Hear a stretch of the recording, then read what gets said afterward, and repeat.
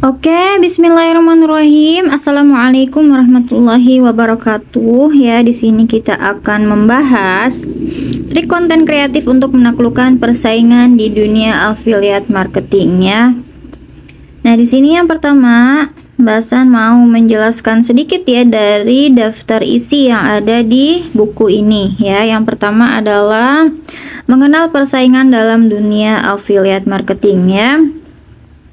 Di sini teman-teman harus memahami terlebih dahulu apa itu affiliate marketing ya teman-teman ya. Ya, di sini Basan akan menjelaskan bahwa affiliate marketing itu adalah sebuah metode pemasaran ya, di mana seorang pemasar atau affiliate akan mempromosikan produk atau layanan dari suatu perusahaan kepada konsumen potensial ya. Jadi yang namanya affiliate marketing itu ya teman-temannya, Anda membantu menjualkan sebuah produk orang lain, baik itu produk digital ataupun produk fisik ya teman-teman ya. Itu yang dinamakan affiliate marketing. Lalu dari hasil penjualan yang teman-teman dapatkan, maka teman-teman akan mendapatkan komisi penjualan. Misalnya harga produknya 99.000. Lalu teman-teman berhasil menjualkan satu produk ya. Nah, lalu teman-teman ketika berhasil menjualkan, maka teman-teman mendapatkan komisi dari foundernya misalnya 50%, maka teman-teman mendapatkan 49.500. Seperti itu ya teman-teman ya. Nah, kemudian di sini kita langsung lanjut aja. Gimana sih tipsnya biar kita bisa ya menaklukkan persaingan affiliate marketing ya? Oke, jadi judulnya ini adalah persaingan dalam dunia affiliate marketing ya.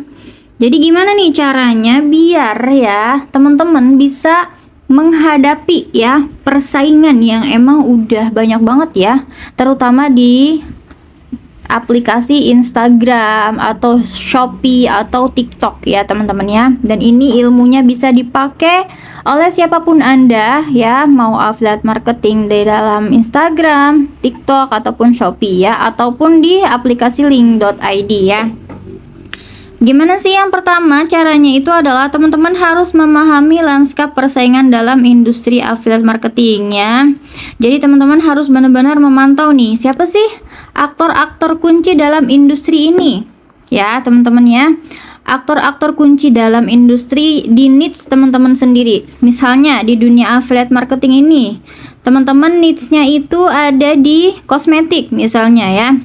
Ada di dunia kosmetik. Siapa aktor di balik ya, di balik industri kosmetik tersebut? Nah, teman-teman harus tahu minimal ada 3 ya, 3 artis atau sampai 5 itu ya teman-teman yang harus teman-teman jadikan sebagai public figure ya.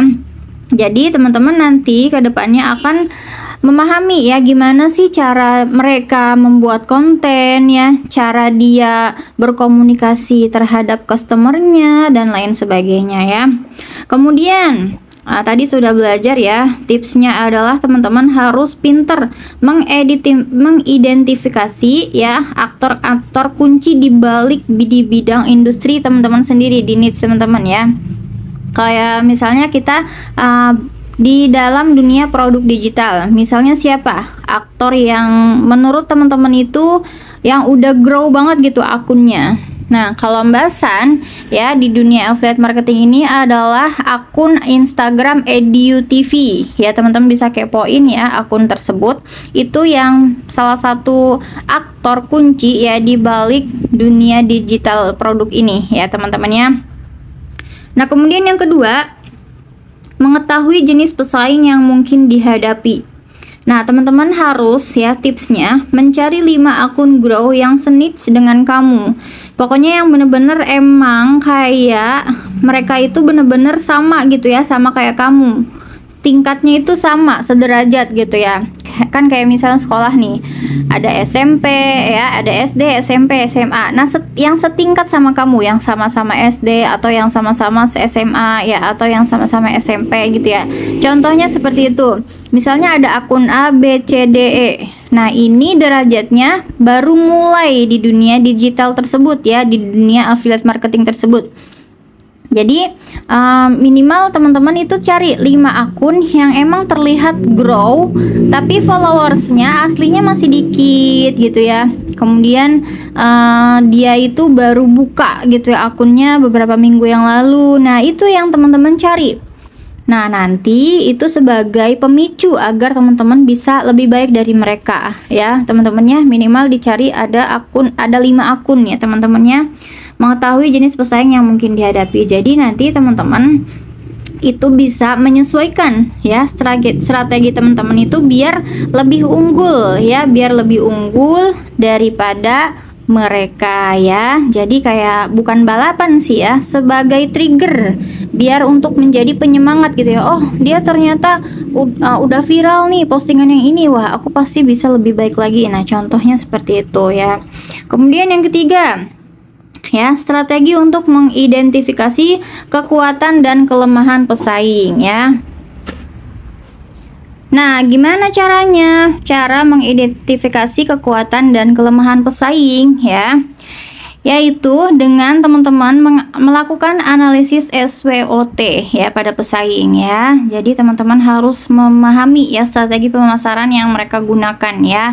Karena hal tersebut kalau teman-teman bisa ya membaca dan memahami strategi pemasaran yang mereka gunakan, itu bisa memberikan wawasan berharga ya untuk mengembangkan strategi kita sendiri ke depannya ya teman-teman ya.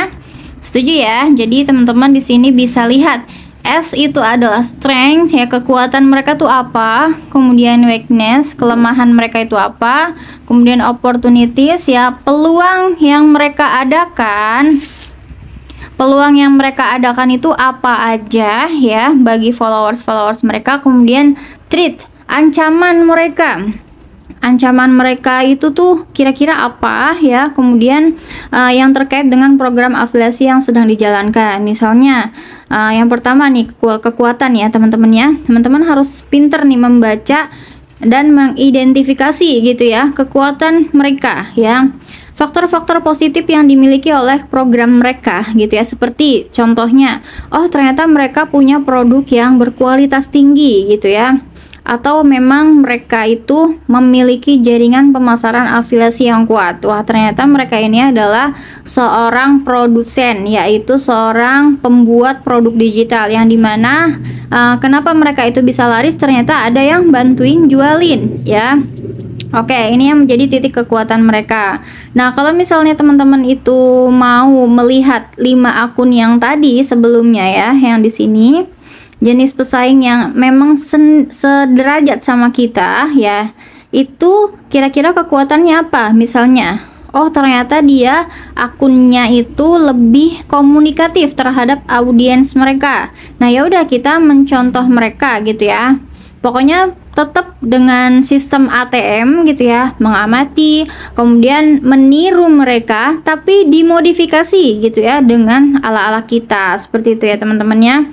Kemudian kelemahan mereka apa nih? Kita harus pinter membaca lagi ya, pinter mengidentifikasi kelemahan mereka apa. Dilihat nih ya, kira-kira kurangnya mereka itu apa. Oh ternyata nggak ada bimbingan, nggak ada video tutorial misalnya, seperti itu ya.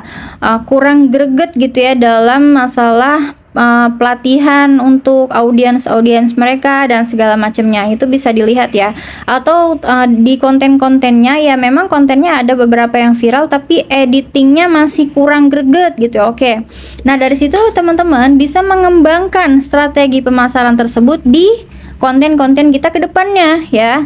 Misalnya kita editnya harus lebih keren dari dia gitu ya, harus lebih berbicara, lebih komunikatif dan lain sebagainya ya. Itu adalah kita harus pinter ya mengidentifikasi kelemahan-kelemahan mereka. Nah, kemudian yang ketiga peluang ya. Seperti tren pasar yang mendukung produk yang dipasarkan ya.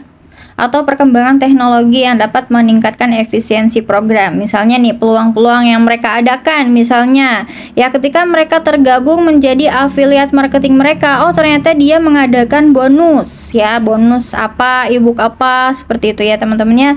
Jadi pintar membaca peluang. Nah, itu bisa dipraktekin ya di bisnis kita nantinya ya. Seperti itu ya. Kalau misalnya kalau kayak produk fisik ya, bisa diberikan voucher, misalnya diskon 5%, 10%, dan lain sebagainya ya untuk pembelian selanjutnya. Seperti itu. Ancamannya misalnya ya, faktor-faktor eksternal yang dapat membahayakan kesuksesan program afiliasi ya, seperti persaingan ketat, misalnya di niche muslimah itu kan udah ketat banget ya. Nah, itu teman-teman bisa mengidentifikasi ya, kemudian merubah niche-nya yang tadinya muslimah mungkin bisa berubah menjadi ibu rumah tangga saja. Jadi copywriting konten yang akan dibuat itu nanti ibu rumah tangga ya, yang memang butuh gitu ya dengan produk yang teman-teman jual, seperti itu ya. Jadi kita melakukan kebalikannya dari kelemahan-kelemahan mereka ya, seperti itu ya teman-teman ya. Jadi dengan melakukan analisis SWOT di atas ya, maka teman-teman itu bisa memahami posisi mereka tuh di pasar gitu ya. Apakah di target market yang sedang kita bidik itu mereka itu sangat krusial gitu ya, sangat penting gitu ya bagi konsumen mereka gitu ya. Jadi ada yang faktor-faktor yang perlu kita perbaiki ya, atau kita manfaatkan ya. Jadi merencanakan strategi untuk meningkatkan kinerja ya program afiliasi kita itu sangat-sangat penting ya teman-temannya. Jadi harus pintar mengidentifikasi, kurang lebihnya seperti itu ya. Ini untuk bab satunya. Nanti kita lanjut di next bab ya, di bab kedua. Oke.